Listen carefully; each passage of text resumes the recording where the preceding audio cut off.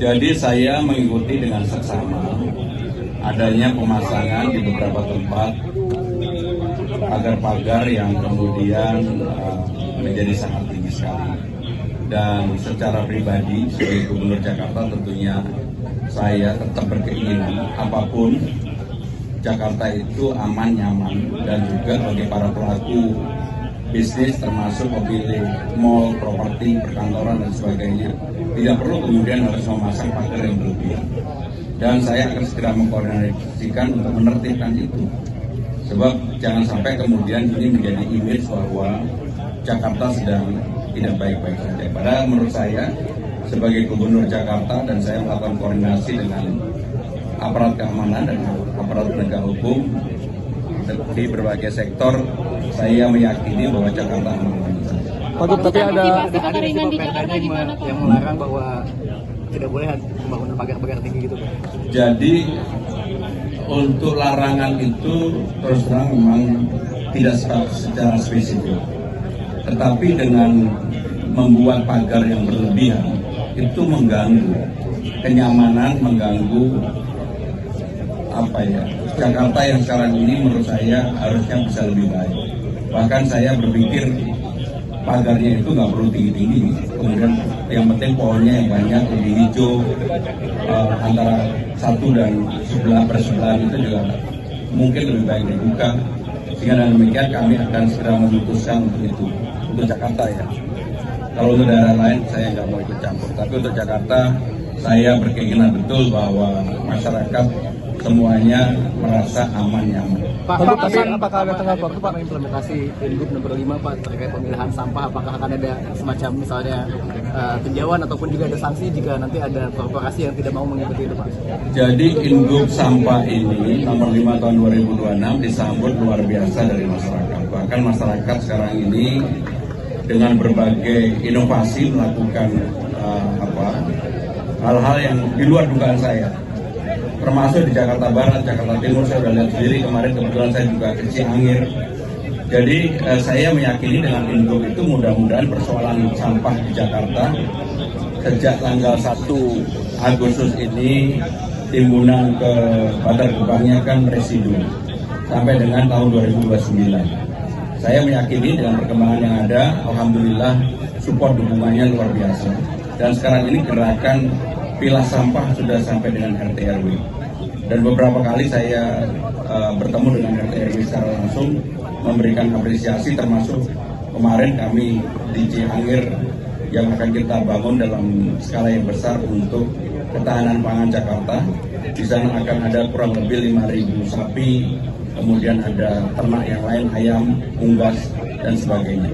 Itu yang kami lakukan. Pak, untuk acara ini Pak, untuk pesan mungkin VLT dan para atlet tenis DKI Jakarta yang mana Pak? Ya, pesan saya sederhana, mudah-mudahan atlet Jakarta, terutama yang sekarang mempersiapkan diri untuk PON ke depan, kalau dulu prestasinya banyak atlet Jakarta kemudian pindah ke daerah, saya tetap berharap bahwa lebih baik mereka di Jakarta, karena Jakarta akan memberikan ruang bagi mereka untuk berkembang dan sekaligus berprestasi. Terima kasih ya.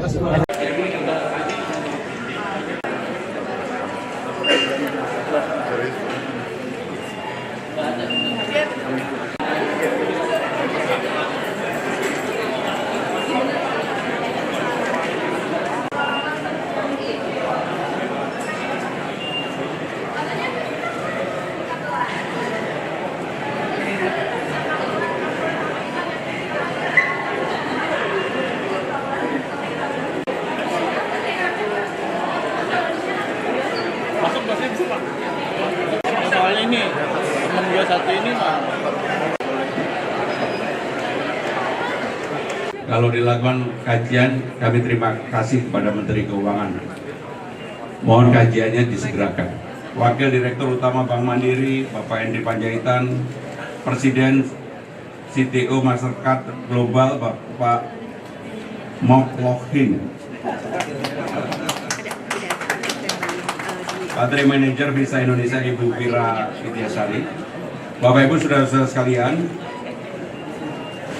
dengan mengucap Bismillahirrahmanirrahim, pada hari ini sistem pembayaran tiket dengan kartu kredit nirsentuh pada layanan MRT Jakarta secara resmi saya luncurkan.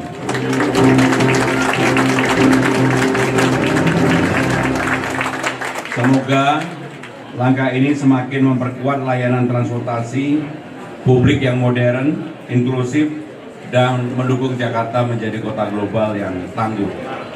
Bapak Ibu Saudara-saudara sekalian, seizin Bapak-Bapak sekalian, Bapak Ibu sekalian, saya langsung menyampaikan beberapa hal. Yang pertama, hari ini secara resmi sistem pembayaran tiket menggunakan kartu kredit nirsentuh atau yang disebut dengan IMP contactless di MRT Jakarta. Dan ini adalah baru pertama kali yang ada di Indonesia menggunakan kartu kredit, apakah itu Visa atau Mastercard atau nanti yang lainnya bisa dilakukan. Sehingga dengan demikian sebagai kota global, Jakarta sekarang ini harus menjadi kota yang sejajar dengan kota-kota yang sudah menerapkan ini. Di antaranya adalah Singapura, Tokyo, Shanghai, New York, Kuala Lumpur, Hong Kong City, dan sebagainya. Dan inilah yang akan merubah dan juga akan menarik bagi wisatawan yang berkunjung di Jakarta yang selama ini kalau mereka akan menggunakan MRT harus menggunakan kartu khusus.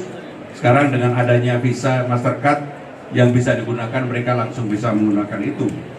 Data BPS tahun 2024 menunjukkan ada kurang lebih 2,5 juta orang melakukan kunjungan ke Jakarta. Dan mudah-mudahan dengan adanya Visa dan Mastercard ini dan juga bisa menggunakan transportasi nanti bukan hanya MRT. Ke depan saya minta untuk LRT, Transjakarta, Transjabodetabek, LRT pun LRT Jakarta maupun LRT yang dibangun oleh pemerintah pusat bisa digunakan.